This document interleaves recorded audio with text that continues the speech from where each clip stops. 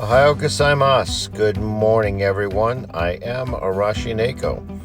I hope that everybody had a good Thanksgiving time with their family and friends, and I hope people were more thankful, as the name of the holiday implies, thankful for what we have, and if we don't have something we want, I hope we're thankful for the opportunity to obtain it.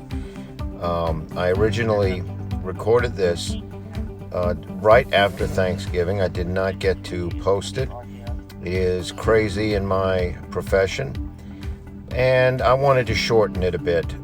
What I was thinking about was the logic behind a grown-ass man coming to a young girl's home for any reason. Obviously, with a predator, it was sex, and that was the rub. That's what made it illegal. But I started thinking about what young women or a young woman would have in common with an adult man. Let's just say a 35-year-old man and a 16-year-old girl. Obviously, if that's your daughter, you should be connecting, you should be teaching, you should be parenting.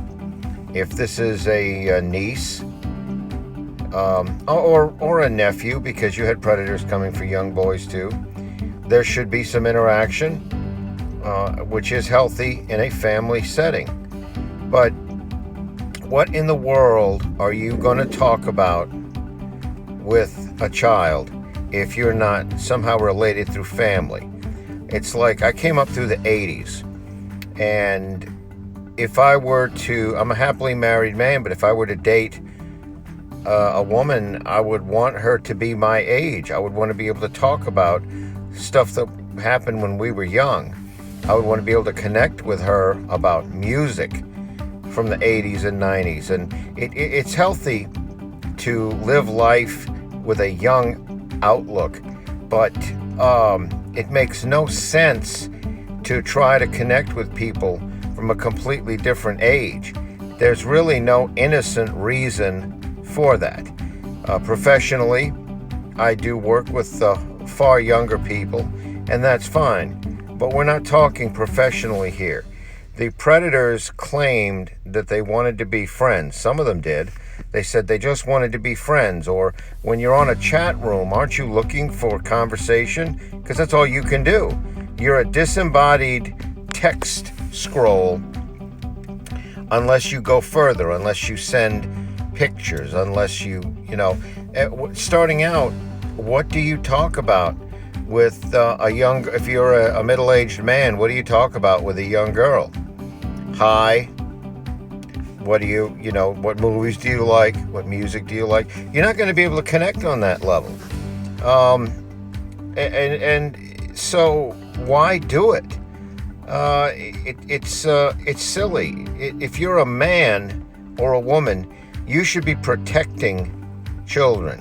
I think that adults have an urge to protect children, not only their own. If you're a man or a woman and you're getting groceries at the store and you see a child in danger, you're going to want to protect that child. It's happened with me. I've seen it happen with other people. And this is a natural urge. This is a very positive one. I would think that there would be a natural urge to not sexually victimize or in any way victimize a child. I don't know what the heck is wrong with these guys, these predators who do that. I don't like to think of it as a mental problem or a mental illness.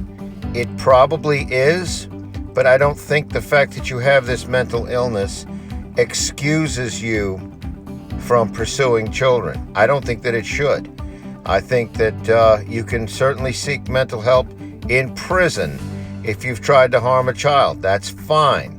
I think that you can seek forgiveness from your religious leaders while you're in prison. Lorne Armstrong was pursuing a child in his chat log, his month-long chat log. Now, when he showed up, Casey was a young woman. she looked to me to be about 16. And it would have been very wrong for him to try to victimize a 16-year-old. But Kayla, the persona of Kayla was a child, a 12-year-old child. And Lorne, I guess I'm just more familiar with his chat logs than any of the others, spoke of vile, horrible things that he wanted to do to a child. Even Jeff Stacy walked into the Predator house, bold and confident, took off his jacket like he owned the place. He put it back on pretty quick. That was probably the most confident Jeff Stacy ever acted in his entire life, was on his way to commit rape against a child. So I guess my whole point for this brief rant is there's no logical reason for a man to want to pursue a child in that manner. What were these predators really thinking? I gotta think that for any of them, if a grown-ass man walks into my house and I have, I have my daughter there or something like that, I'm going for him. I am going to take him out. I'm not going to tell you that I'm going to kill him. I don't know. I think that if he wasn't armed, I'm going to take him down and hold him for the police, or I'm going to run him off, or something's bad is going to happen. I'm going for him. No question about it. There are communities and there are people, certainly men and women, that if you're an adult man and you come to the house looking for their daughter or their son, they are going to shoot you and talk to the police later. So how these predators overcame social taboo and just plain fear and personal danger to go after a child is very telling. It's telling into what their intent really was. For every one of them, it tells that what they were willing to risk to meet their fantasy. Not just fantasize about it and play with themselves in front of their computers, but how they were willing to actually pursue it. So, in conclusion, I don't have an answer. This isn't a here's the problem, here's the solution kind of deal. I cannot imagine or put myself in that place. If I tried to speak to somebody online that I thought was a potential date and I found out that they were not within my generation, I would cut it off right there. There's nothing illegal about a 35-year-old man dating a 20-year-old woman. There's nothing illegal about it, but I would kind of question that.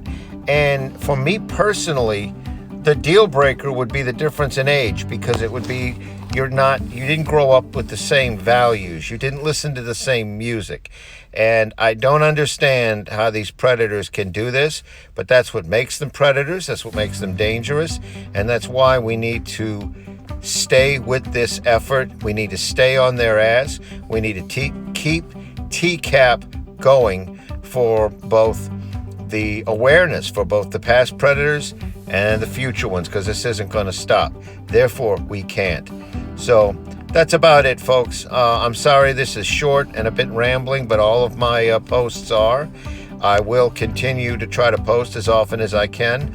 But as for most of us, the holidays are a little bit crazy, especially where I am. This is Hiroshineko, and I'm signing out.